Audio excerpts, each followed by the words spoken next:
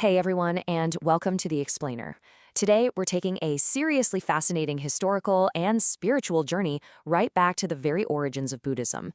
If you've ever found yourself wondering how one of the world's absolute oldest spiritual traditions evolved, how it splintered, and why its core truths are literally just as relevant today as they were millennia ago, well, you are in the exact right place. So, let's just dive right in. So, here's the big question. Where does the true meaning of the Buddha actually lie? Is it in Theravada, which historically is referred to as Hinayana Buddhism, or does it reside in Mahayana Buddhism? It's this massive central mystery that has honestly puzzled scholars for centuries, and today we're going to unpack the whole thing together. To get to the bottom of this, we're grounding our explainer today in a profoundly detailed source text. We're looking at The Challenge of Enlightenment, Volume 2, and specifically we're zeroing in on Chapter 2, a Dharma talk given in May of 1992.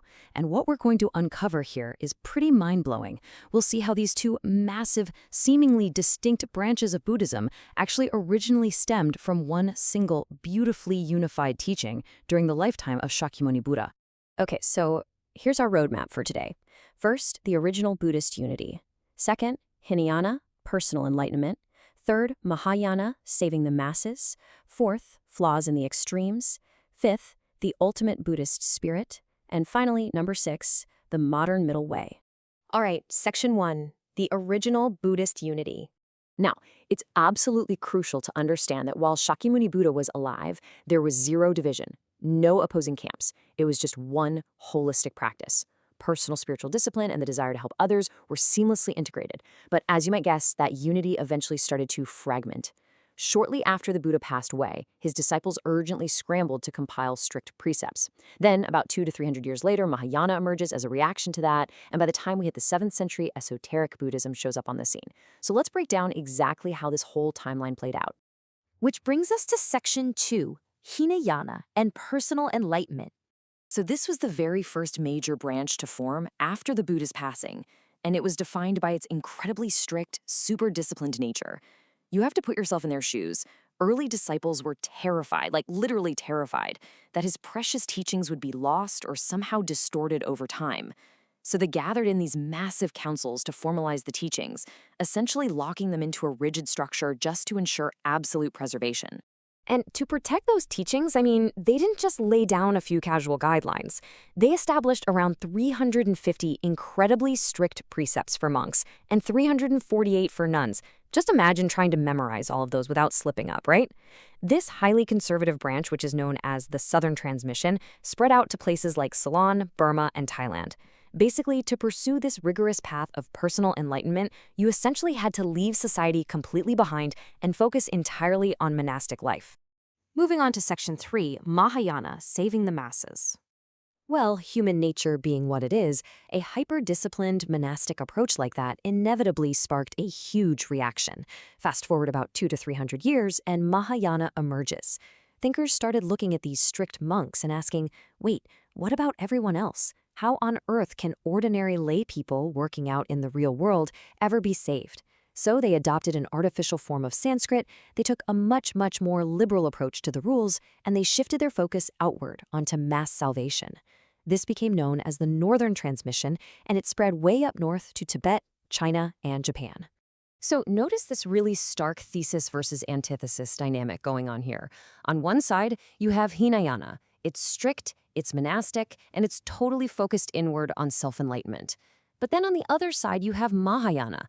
It's liberal, it's focused on the everyday layperson, and it's looking outward toward widespread rescue. It's a profound historical pivot, really, moving from isolating oneself for the sake of purity all the way to engaging with the masses for the sake of collective salvation. Next up, section 4, flaws in the extremes. As history constantly shows us, even the absolute greatest intentions can go way off course. When you take either of these valid spiritual paths and push them to their absolute limits, you run into some serious historical pitfalls.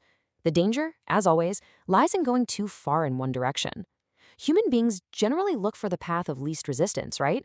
Which often means we end up clinging really tightly to one extreme philosophy while completely ignoring the vital lessons of the other.